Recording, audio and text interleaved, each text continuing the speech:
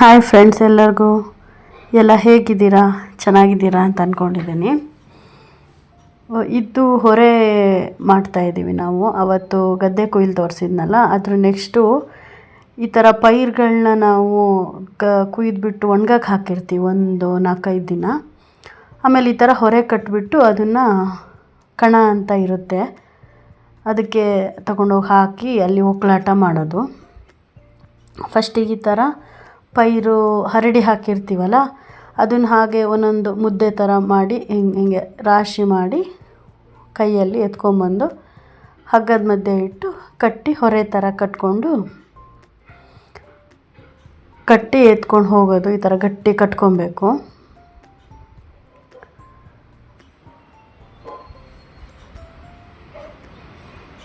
ಎಲ್ಲ ಹೊರೆ ಕಟ್ಟಿಟ್ಟಿರ್ತೀವಿ ಗದ್ದೆಲೆ. ಕಟ್ಬಿಟ್ಟು ಎತ್ಕೊಂಡು ಹಿಂಗೆ ಹೋಗೋದು. ನಮ್ಮದು ಕಣ ಸ್ವಲ್ಪ ಮೇಲೆ, ಹಾಗಾಗಿ ನಾವು ನಮ್ಮದು ರಿಲೇಟಿವ್ದೊಬ್ರದ್ದು ತೋಟ ಇದೆ ಇಲ್ಲೇ ಪಕ್ಕದಲ್ಲಿ. ಅಲ್ಲಿಗೆ ಟ್ಯಾಕ್ಟ್ರಿ ಎಲ್ಲ ಬರುತ್ತೆ. ಟ್ಯಾಕ್ಟ್ರಿಗೆ ಇದನ್ನು ತೊಗೊಂಡೋಗಿ ಲೋಡ್ ಮಾಡಿ ಮೇಲೆ ನಮ್ಮದು ಕಣ ಇದೆ, ಅಲ್ಲಿಗೆ ತೊಗೊಂಡು ಹೋಗ್ತೀವಿ. ಈ ಥರ ಟ್ಯಾಕ್ಟ್ರಿ ಫುಲ್ ಲೋಡ್ ಮಾಡಿಬಿಟ್ಟು ತೊಗೊಂಡು ಹೋಗೋದು. ಮೇಲೆ ನಮ್ಮದು ಕಣ ಇದೆ. ಅಂದರೆ ಕಣ ಅಂತ ಈಗ ತೋಟ ಗದ್ದೆ ಯಾರಿದ್ರೂ ಈ ಥರ ಕಣ ಅಂತ ಒಂದು ಮಾಡ್ಕೊಂಡಿರ್ತಾರೆ, ಕಾಫಿ ಒಣಗ್ಸೋಕ್ಕೆ ಮತ್ತು ಅಡಿಕೆ ಒಣಗ್ಸೋಕ್ಕೆ ಆ ಥರ ಎಲ್ಲ. ನಮ್ಮದು ಇದು ಗದ್ದೆ ಇದೆಯಲ್ಲ, ಅದಕ್ಕೆ ಒಕ್ಕಲಾಟ ಮಾಡೋಕ್ಕೆ ಅಂತ. ಇಲ್ಲೊಂದು ಕಲ್ಲು ಕಾಣಿಸ್ತಿದೆಯಲ್ಲ ಫ್ರೆಂಡ್ಸ್, ಇದು ಹಿಂದೆ ಎಲ್ಲ ಇವಾಗ ಈ ಥರ ಟ್ಯಾಕ್ಟ್ರಿಲಿ ಮಾಡ್ತಾರೆ ಒಕ್ಕಲಾಟ. ಅವಾಗೆಲ್ಲ ಎತ್ತುಗಳನ್ನ ಕಟ್ಕೊಂಡ್ಬಿಟ್ಟು ಅದನ್ನು ಹಿಂದೆ ಆ ರೌಂಡ್ ಗಲ್ಲು ಅಂತ ಹೇಳ್ತಿದ್ರು, ಅದನ್ನು ಕಟ್ಟಿ ಒಕ್ಕಲಾಟ ಮಾಡ್ತಿದ್ರಂತೆ. ಇದಕ್ಕೆ ಒಕ್ಕಲಾಟ ಮಾಡೋದು ಅಂತ ಹೇಳೋದು. ಅದು ಪೈರಿದೆಯಲ್ಲ, ಇದು ಗದ್ದೆಯಿಂದ ತಂದಿದ್ದು, ಅದನ್ನು ತೊಗೊಂಬಂದು ಹಿಂಗೆ ಹಾಕಿ ಹರಡಿಬಿಟ್ಟು ಹಾಕಿ ಅದ್ರ ಮೇಲೆ ಈ ಥರ ಟ್ಯಾಕ್ಟ್ರಿಲಿ ಒಕ್ಕಲಾಟ ಮಾಡೋದು. ಈ ಥರ ಮಾಡೋದ್ರಿಂದ ಹುಲ್ಲು ಬೇರೆ ಆಗುತ್ತೆ, ಭತ್ತ ಬೇರೆ ಆಗುತ್ತೆ. ತುಂಬ ಸತಿ ಈ ಥರ ಅದಕ್ಕೆ ತುಂಬ ವೆಯ್ಟ್ ಕೊಟ್ಟು ಹೀಗೆ ತಿರುಗಿಸಿದಾಗ ಭತ್ತ ಬೇರೆ ಹುಲ್ಲು ಬೇರೆ ಆಗುತ್ತೆ. ಅವತ್ತು ನಾವು ಅಲ್ಲಿ ಹೊರಗೆ ಬಂದಿದ್ರಲ್ಲ, ಅವ್ರಿಗೆಲ್ಲ ಅಲ್ಲೇ ತಿಂಡಿ ಎಲ್ಲ ಇಲ್ಲೇ ಕೂತ್ಕೊಂಡು, ಇದೇ ತೋಟದಲ್ಲಿ ಅಡಿಕೆ ತೋಟ ಮಾಡಿದ್ದಾರೆ ಅವರು, ನಮ್ಮ ರಿಲೇಟಿವು. ಅಲ್ಲೇ ಕೂತ್ಕೊಂಡು ತಿಂಡಿ ಎಲ್ಲ ತಿಂದುಬಿಟ್ಟು ಬಂದಿದ್ವಿ. ತೋಟ ಇದು ಅವ್ರದ್ದು, ಇದು ಅಡಿಕೆ ತೋಟ, ಇನ್ನೂ ಸಸಿ ಸಣ್ಣದಿದು. ತಿಂಡಿ ಎಲ್ಲ ಅಲ್ಲೇ ತಿಂದ್ಕೊಂಡು ಅವ್ರಿಗೂ ಎಲ್ಲ ತಿಂಡಿ ಎಲ್ಲ ಕೊಟ್ಟು ಚೆನ್ನಾಗಾಗುತ್ತೆ ಫ್ರೆಂಡ್ಸ್. ಕೂತ್ಕೊಂಡು ಅಲ್ಲಿ ನೆರಳಿತ್ತು ಚೆನ್ನಾಗಿ, ಅಲ್ಲೇ ಕೂತ್ಕೊಂಡು ತಿಂಡಿ ಎಲ್ಲ ತಿಂದ್ಕೊಂಡು ಎಲ್ಲ ಮಾತಾಡಿಕೊಂಡು, ತಿಂಡಿಗೆ ಚಿತ್ರಾನ್ನ ಮಾಡಿದರು. ಚಿತ್ರಾನ್ನ ಮತ್ತು ಕಾಫಿ ಅವ್ರಿಗೂ ಎಲ್ಲ ಕೊಟ್ಟು ನಾವೆಲ್ಲ ತಿಂದ್ಕೊಂಡು ಮತ್ತೆ ಶುರು ಮಾಡಿದ್ದು. ಮತ್ತೆ ಹೊರೆ ಎಲ್ಲ ಆಗಿತ್ತಲ್ಲ, ಒಕ್ಕಲಾಟ ಮತ್ತೆ ಮುಂದುವರಿಸಿದ್ರು. ಅದು ಒಕ್ಕಲಾಟ ಆಗಿರುತ್ತಲ್ಲ, ಟ್ಯಾಕ್ಟ್ರಿ ಇದು ಮಾಡಿಬಿಟ್ಟು ಅದ್ರ ಮೇಲೆ ಸುತ್ತು ಬಂದು ಹುಲ್ಲು ಬೇರೆ ಭತ್ತ ಬೇರೆ ಆಗಿರುತ್ತೆ, ಆ ಹುಲ್ಲನ್ನು ತೆಗೆದು ಸೈಡಿಗೆ ಹಾಕಬೇಕು. ಅದು ಆ ಥರ ಮಾಡ್ತಾಯಿದ್ದಾರೆ. ಕೈಯಲ್ಲಿ ಆ ಕೋಲು ಇಟ್ಕೊಂಡಿದ್ದಾರಲ್ಲ, ಅದರಲ್ಲೇ ಸಪ್ರೇಟ್ ಮಾಡೋದು ಹುಲ್ಲನ್ನು ಮತ್ತು ಭತ್ತನ. ಅದಕ್ಕೆ ನೆರೆಕೋಲು ಅಂತ ಹೇಳ್ತಾರೆ. ಅದ್ರ ತುದಿಲಿ ಸಣ್ಣ ಕೊಕ್ಕೆ ಥರ ಇರುತ್ತೆ, ಆ ಕೊಕ್ಕೆಯಲ್ಲಿ ತೆಗೆದು ಸೈಡಿಗೆ ಹಾಕೋದು. ಮತ್ತು ಮಧ್ಯಾಹ್ನ ಊಟಕ್ಕೆ ಗೀ ರೈಸು, ಚಿಕನ್ ಸುಕ್ಕ, ತರಕಾರಿ ಪಲ್ಯ, ತರಕಾರಿ ಸಾರೆಲ್ಲ ಇತ್ತು. ಅಲ್ಲೇ ಮಧ್ಯಾಹ್ನನೂ ಅಲ್ಲೇ ಊಟ ಮಾಡಿಕೊಂಡು ಅವ್ರಿಗೂ ಎಲ್ಲ ಊಟ ಕೊಡೋಕ್ಕಿರುತ್ತೆ.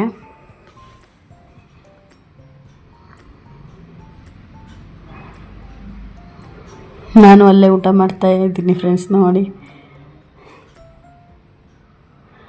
ಊಟ ಎಲ್ಲ ಮುಗಿಸ್ಕೊಂಡು ಮತ್ತೆ ಕೆಲಸ ಶುರು ಮಾಡಿರೋದು ಇದು ನೋಡಿ. ಭತ್ತ ಹುಲ್ಲನ್ನು ತೆಗೆದು ಫುಲ್ ಸೈಡ್ಗೆ ಹಾಕಿದ್ದಾರೆ.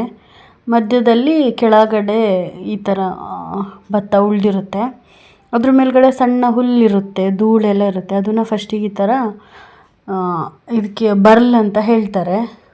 ಕಾಡಲ್ಲೆಲ್ಲ ಗಿಡ ಬರುತ್ತಲ್ಲ, ಸ್ವಲ್ಪ ದೊಡ್ಡ ಸೈಜ್ದು ಗಿಡ ಬರುತ್ತೆ, ಅದನ್ನು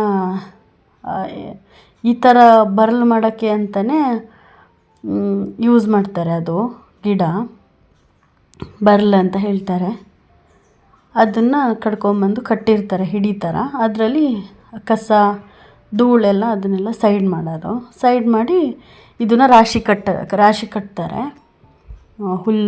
ಹುಲ್ಲು ಬೇರೆ ಭತ್ತ ಬೇರೆ ಆದಮೇಲೆ ಭತ್ತನ ರಾಶಿ ಕಟ್ತಾರೆ.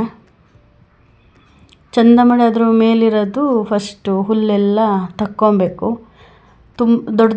ಸ್ವಲ್ಪ ದೊಡ್ಡದು ಹುಲ್ಲು ಅಷ್ಟೇ ಮೇಲೆ ತಕ್ಕೊಳಕ್ಕೆ. ಆಮೇಲೆ ಮತ್ತೆ ಇನ್ನೊಂದು ಪ್ರೋಸೆಸ್ ಮಾಡ್ತಾರೆ, ಭತ್ತ ಹಾರಿಸೋದು ಅಂತ ಹೇಳ್ತಾರೆ. ಇದು ಆ ಥರ ಇದರಲ್ಲಿ ಮಧ್ಯಕ್ಕೆ ರಾಶಿ ಮಾಡ್ತಾರೆ. ಗೋರ್ಮಣೆ ಅಂತ ಹೇಳ್ತಾರೆ. ಗೋರ್ಮಣೆ ಅಂದರೆ ಇವಾಗಿದು ಆರ್ಟಿಫಿಷಿಯಲಾಗಿ ಮಾಡ್ಕೊಂಡಿರೋದು ಪ್ಲಾಸ್ಟಿಕ್ಕಿಂದ್ರಲ್ಲಿ. ಮೊದಲೆಲ್ಲ ಅಂದರೆ ಮರದ್ದೇ ಮಾಡ್ತಾಯಿದ್ರು, ಮರದಲ್ಲಿ ಮಾಡ್ತಾಯಿದ್ದಿದ್ದು.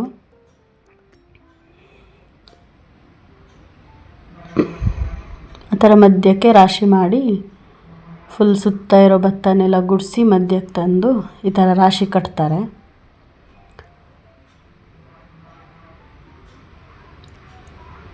ಭತ್ತ ನೋಡಿ ಫ್ರೆಂಡ್ಸ್, ಇದು ನಿಂಗೆ ಮಿಲ್ಲಿಗೆ ಕೊಟ್ಟರೆ ಅಕ್ಕಿ ಮಾಡಿಬಿಡ್ತಾರೆ. ಇದು ಒಂದು ಪದ್ಧತಿ.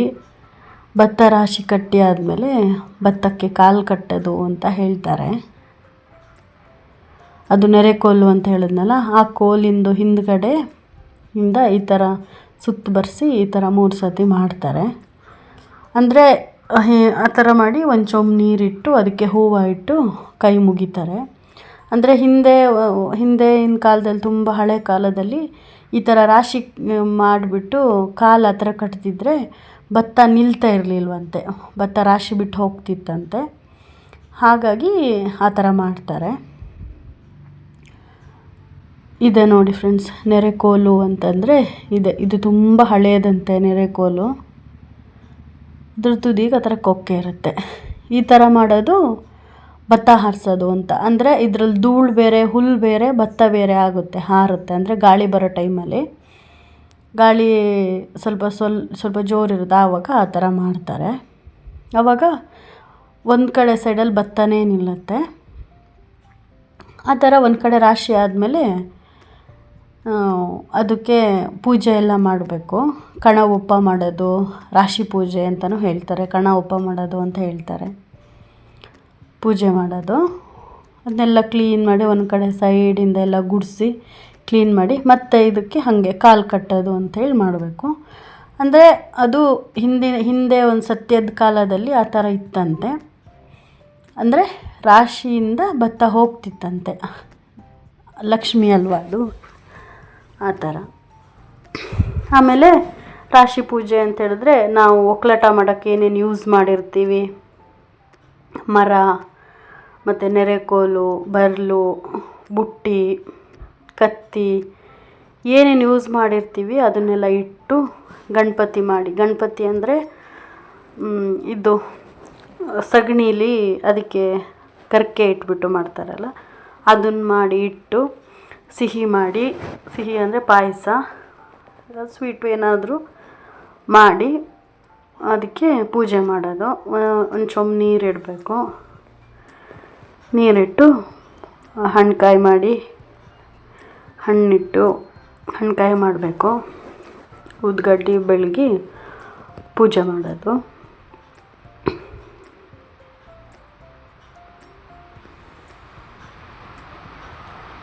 ಅರಿಶಿನ ಕುಂಕುಮ ಎಲ್ಲ ಇಡಿಸ್ಬಿಟ್ಟು ಪೂಜೆ ಮಾಡ್ತಾರೆ. ಈ ವಿಡಿಯೋ ಇಷ್ಟ ಆಗಿದ್ದರೆ ಲೈಕ್ ಮಾಡಿ ಫ್ರೆಂಡ್ಸ್, ಸಬ್ಸ್ಕ್ರೈಬ್ ಮಾಡಿ.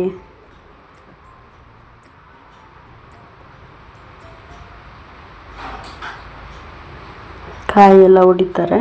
ಆಮೇಲೆ ಪೂಜೆ ಎಲ್ಲ ಆದಮೇಲೆ ರಾಶಿಗೆ ನಮಸ್ಕಾರ ಮಾಡಿ ಭತ್ತನ ಮೂಟೆಗೆ ತುಂಬಿಸ್ಕೊಳೋದು.